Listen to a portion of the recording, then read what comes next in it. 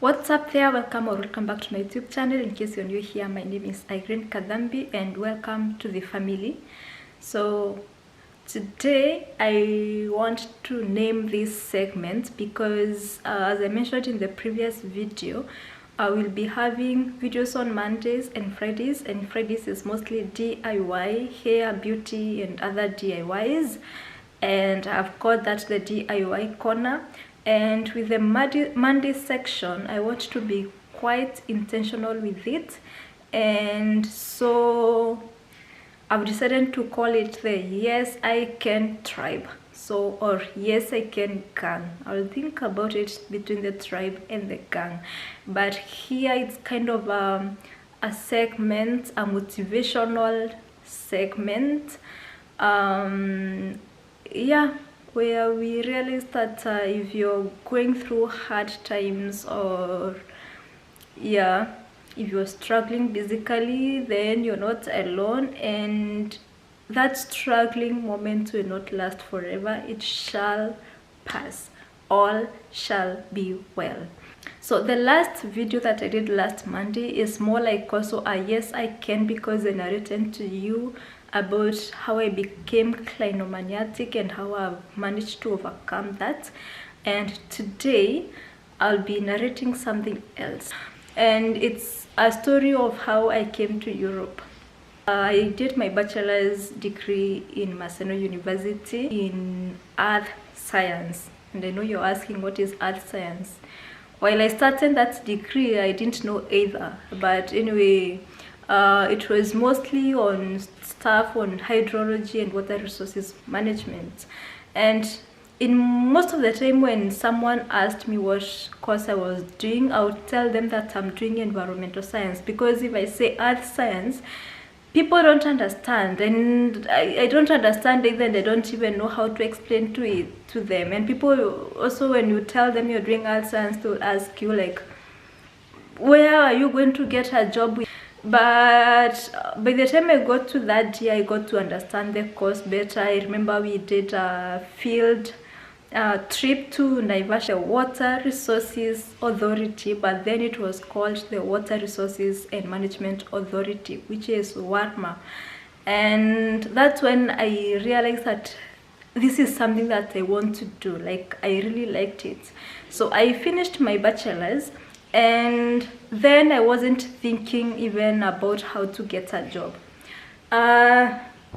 First, let me take you back a little bit to when I realized that I was going to do that course, Earth Science. My dad wanted me to change the course and do biomedical, or also he suggested business administration. I agreed to it, but when I went to school, I never bothered, so I never changed.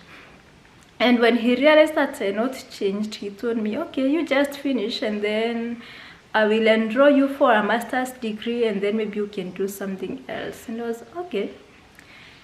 Yeah, so towards when I realized that I've loved the course, he had also talked to his friends and asking where someone can get a job in that area and such things. And he told me, oh, I've got connections. My friend knows the CEO of WARMA, so he says that once you finish and you graduate and you get your certificate, we just send it to him. I finished, but the connections were not really working.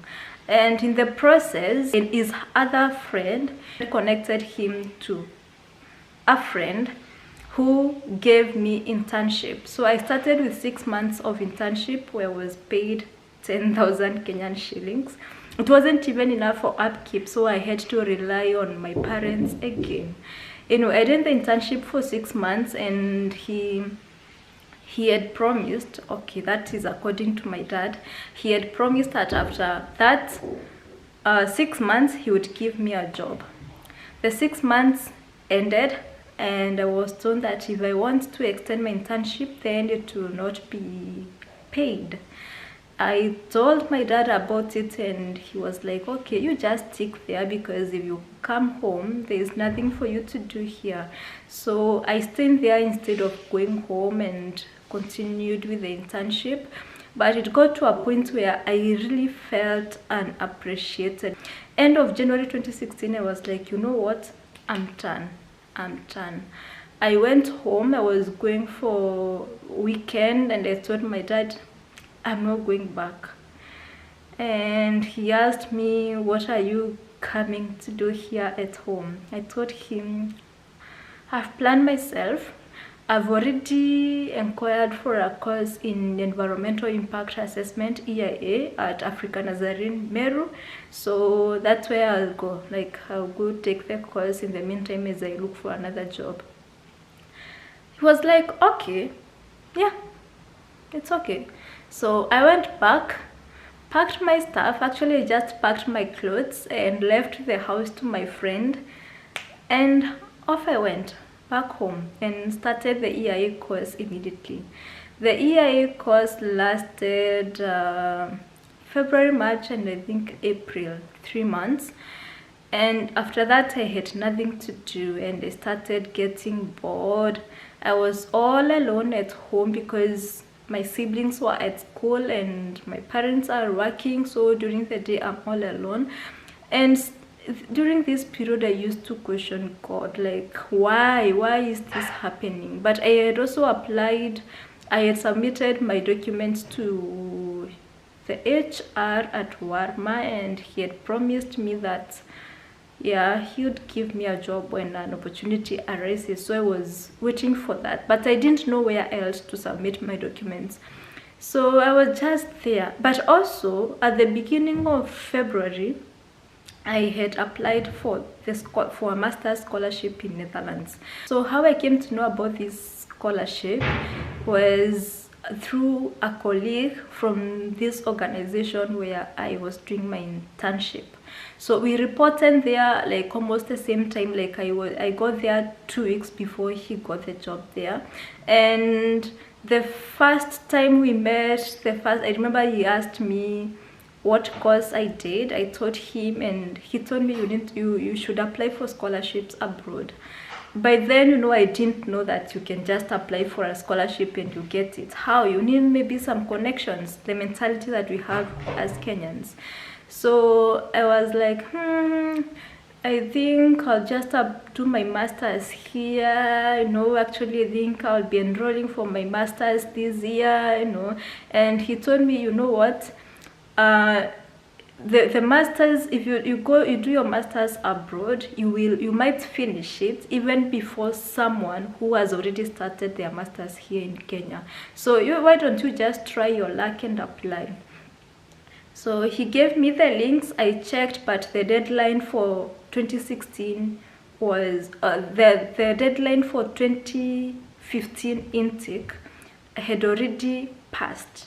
So he told me to be on the lookout and apply for 2016. So at some point I even forgot about it, but towards the end of 2015, when I realized that things were not, I was not likely to get a job there in that organization, I started applying for the scholarship. So I gathered all the documents, but I didn't have a passport. So somehow I managed to apply for the passport, and when I was applying for the scholarship, I didn't have a passport. And actually my transcripts were so faded. I don't know how they print them at Maseno University, because they were so faded you could hardly see whatever is there. So when I sent them, the person who was in charge of approving the admissions contacted me and requested me to send him clearer documents. So I requested him to give me some time to get better documents from the university. I sent someone at the university, you know, to get me the documents, and they did. Thank you, Jackie. Jackie got me, Jacqueline Wanja, she got me the right transcripts, sent them to me. I scanned them and sent them. Within a week, I got an email that I've got the admission at the university. So the next step was the scholarship. They gave me the link for the scholarship. Again, I uploaded the documents, and by good luck, by the time I was applying for the scholarship, I had my passport. So I applied for the scholarship and I was waiting. Yeah, and that was it. That was around I think February 2016.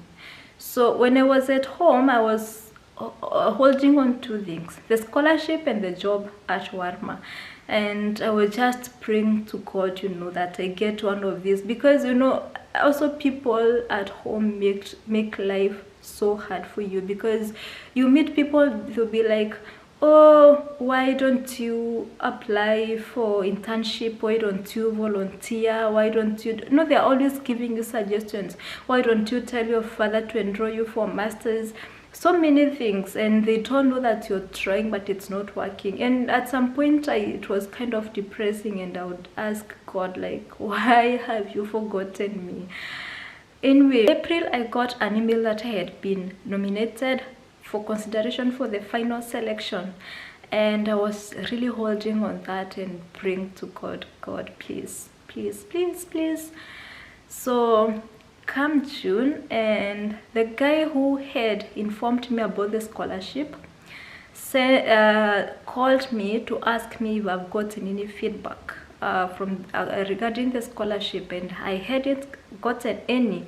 And he told me that one of his students had gotten the scholarship, and was like, oh, then if they have not contacted me, it means that I've not received the scholarship. And I was a bit sad. I waited for like 2 days, and I was like, I should contact them and ask. So I contacted them, and yeah, the email that came was like, congratulations, you've been awarded the scholarship by Netherlands Fellowship Program. Yay! I was so happy. At first I couldn't believe it, because I was just at home and I read the email again and again and again to confirm that it's real, that I've gotten this scholarship. Then at first I didn't tell anyone, because it's like you just want it to sink. Like, I'm not dreaming, this is really happening. I got a scholarship to go and study abroad, and it's a full scholarship. Everything is paid, including flights and stipend, everything is catered for. Then after it had fully sunk, the first person I called was my mom. My mom is my prayer warrior. Like, she really prays for me. So he was like, Mom, I've gotten a scholarship to go study abroad, and she was so excited with me. Then I didn't tell anyone else. That was her. I stayed like that. Then around midday, my dad came home and was like, Dad, I got a scholarship. And then he was like, is it fully funded? I was like, yes. Including flights? Yes. He didn't say anything else. He didn't even show any signs of excitement. He left. Then I think for him too, it hadn't sunk. And then in the evening, that when he called me, and he was so happy. So fast forward, September came. I went to Holland for my masters, and then when I got there, now you meet other students, like we got there as several Kenyans. I think we were 14 of us, and when we got there, we met other Kenyans who were now almost finishing their masters. And the stories you would get there were so scary. About how people fail and they are sent back home. If you have studied at ITC, you know this. You fail. First of all, the pass mark is 60. If you get anything less than 60 for more than 2 modules, you're sent back home. Anything less than 50 is not allowed. Like, it's so tough, and it's like in a modular program where you do 3 weeks for one course, do an exam, and continue 3 weeks, another 3 weeks, 3 weeks, like that. So when I started getting these, when you're told, when people start narrating to you how so and so had been, this person from this country was sent home, these people were sent home, and such things, I told myself, you know what, there's no way I'm going home just because I've failed. I'm going to work hard, you know. And I did that. I decided, like, yeah, I can do it. And then I also learned during that period that there is, like, if you get my friends don't know this, but I learned that there is what they call the cum laude, which is the same as maybe first equivalent of first class in Kenya. So if you get the cum laude, you are given a contract to publish a paper, an article, and you can also get PhD scholarships. And I told myself, I'm going to work for this. I've never told anyone that I worked towards that, but in my mind I was like, yes, we are going for the cum laude, we are going for the cum laude. So I worked really hard, and God saw my hard work, and I got the cum laude. So just a flashback, when I was going for my master's for fieldwork for my MSc research, I went with my supervisor, and when we were there, he asked me if I would like to do a PhD, and I was like, yeah. So he told me to apply for a scholarship, a PhD scholarship, through the same scholarship that I was under, that is the NUFIC, the Netherlands Fellowship Program, which I think at the moment they call the Orange Knowledge Program. So at first I didn't really apply. I told him yes, but I didn't apply. So I finished my master's, and then got the contract to publish an article. Like, we were 3 Kenyans who got that, plus other people from other countries. So yeah, and 1 month into this contract, my supervisor calls me. And at first I thought he was asking about the article, which I had not started working on. But when I received the call, it was like, I'm not calling about the article, but I've received an email from one of my friends from France about a PhD opportunity that is available over there. And then he explained about it, and he told me that, oh, if you're interested, you can just apply. So I told him, yes, I'm interested. And then he was like, by the way, the deadline is tomorrow. He sent our emails to now my current supervisor, who contacted us, and, you know, told us what we needed to submit. We worked on that, updating the CV, you know, working on the application letter and everything, and we sent it to him. Then we were both invited for the interview, came for the interview, and I got the scholarship. And when I look back, I'm like, at times actually when I think about my story, I get kind of emotional, because if I had gotten the job at that institution where I was doing my internship, like, there's a high likelihood that I would have relaxed. I wouldn't have, you know, tried something else. But also I went there and met someone who gave me links for this scholarship. I don't take that for granted. I feel that it's God who was connecting me to my destiny. So I go there, meet a stranger, the first thing he tells me is to apply for scholarship.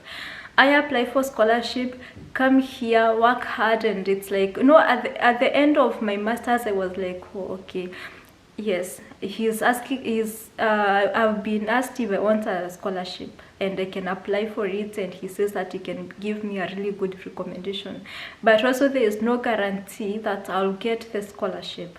Back home, I don't have a job. So in this moment, you know, it's like you're thinking a lot, you're trying to apply for jobs back home, and then God is like, no, I'm not done with you yet. I want to send you to France to go and do your PhD there. And here I am doing my PhD. I'm narrating this because I feel that it's a testimony, and it's an inspiration to people who are struggling. And that's my story of how I came to Europe. And that's it for this video. Thank you so much for watching. Please subscribe if you've not subscribed yet, and I'll see you on Friday for a DIY video. Bye bye.